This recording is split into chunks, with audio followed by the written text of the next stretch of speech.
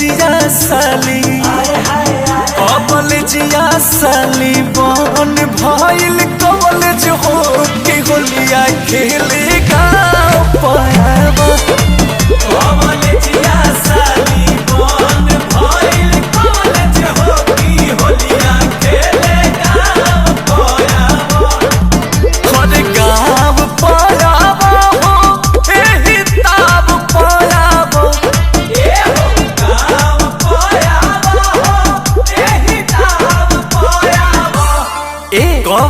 जिया साली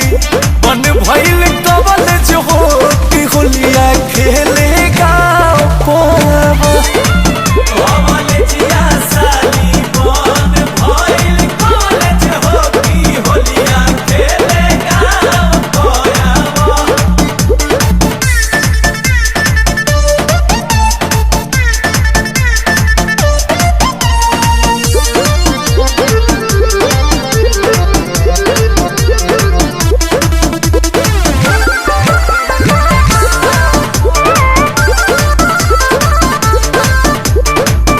असभर खातिर कहतानी भेरी सारी मन के मनाला भेंट होई कहीं औरी तहे फागुनवा के सागुनवा का तू कारा बुखारा तहरा जीजा के कसम आवे पड़ी हे जाना गाड़ी धइले नियब मोहना बनावा बस पराव पे आवा कमल जिया साली बन भइल कॉलेज हो की होलिया खेले गाँव पायाबा जिया साली बन भइल कॉलेज हो की होलिया खेले गाँव पायाबा बड़ी खुश होई गइल देख के मिजाज बड़ी खुश होई गइल देख के मिजाज साली तू बाड़ू रंगाए वाली आज बोला सारा रा रा रा रा रा रा अंकुश राजा अखिलेश ढेर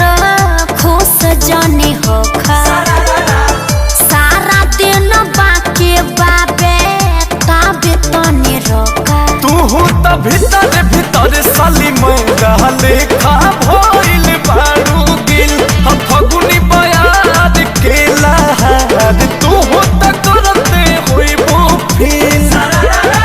सबक तो पूरा बाया रे रंगावा लगावा सीधे छाछ पे आवा कवल जिया